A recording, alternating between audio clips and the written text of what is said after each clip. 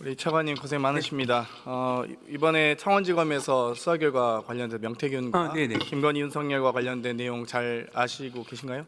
뭐 구체적 수사 결과에 대해서 잘 모르신다고 하시겠죠? 예, 그 부분은 제가 실무자 통해서 다시 확인해 봤는데 그래서 조금 제가 몇 가지 이 판례를 준비했습니다. 피켓을 좀 갖고 왔는데요. 보시면 내일 공표될 여론조사 조사 자료입니다. 보안 유지 부탁드립니다.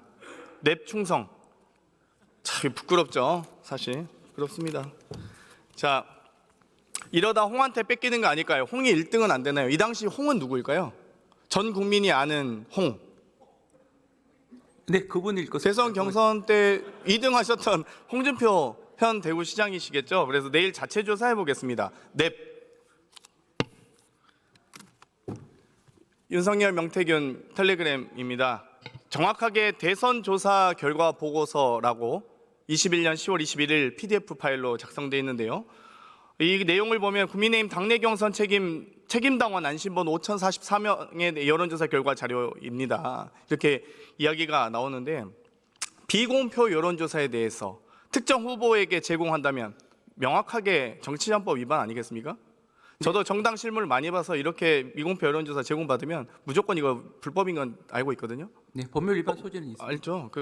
근데 여기서 전 보면서 또 의구심이 드는 게 책임당원 안심번호 5044명 이 명단은 누구한테 받았을까요? 명태균은 이거 조사하셔야 되지 않겠습니까? 수사를 해야 될 거. 당원 명단은 매우 정당에서 엄격하게 관리합니다. 개인정보 위반 소지뿐만 아니라 아주 소수가 아니면 회람할 수 없거든요. 근데 명태균 씨에게 이렇게 카톡까지 갔다는 건 저는 좀 의구심이 들고요.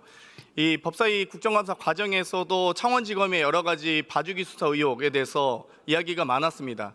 이 국가선관위가 2023년 12월에 고발했고 2014년 5월에 강혜경 씨가 고발하고 나서도 이 창원지검 이 검사 한 명도 없는 수사과에 배당했다가 부랴부랴 언론 보도가 날 뻔하니까 결국 이 형사부 배당하고 1월과 9월에 명태균 씨가 2번 핸드폰 다 교체하지 않습니까? 그 핸드폰 2번 교체한 거 핸드폰 최소 3개 이상 다 확보하셨나요? 그 일부는 확인한 것으로 알고 있습니다. 일부 확인했고요. 하드디스크도 확인하셨나요? 하드디스크 확보했다는 보도는 있었는데 구체적인 내용은 한번 확인해 보도록 그 하겠습니다. 하드디스크 꼭 확인하셨으면 좋겠습니다. 아버님 무덤에 있다고 하니까요. 꼭 확인하셨으면 좋겠고요. 창원지검 수사보고서 24년 11월 4일 날 작성된 것으로 보입니다. 예.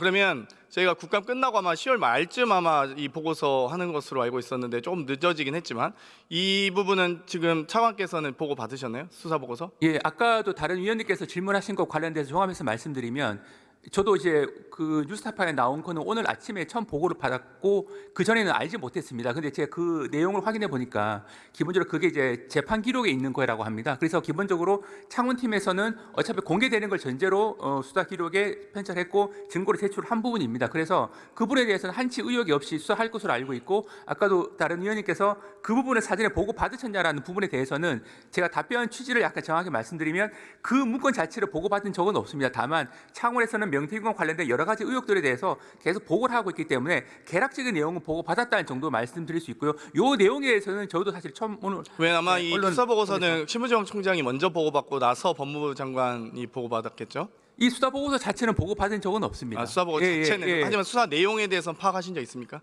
요 구체적으로 파악되는 바는 없습니다. 다만 대통령실도 보고를 안 받았을까요? 보고 받았을 사항은 아니라고 봅니다. 왜냐하면 저희도 그 대통령과 관련된 수사 내용이자 기록인데 대통령 민정수석실에서 수사를 보고를 안 받았다고요? 기본적으로 지금 보여주신 수사 보고서 자체도 저도 오늘 아침에 저는 이 보고서 때문에 12월 3일 날 비상겸했다고 봅니다.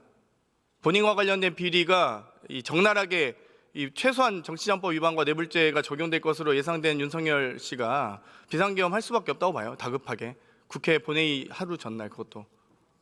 의원들이 다 지방 내려갔으면 어떨 뻔했는지 참 안타깝고요.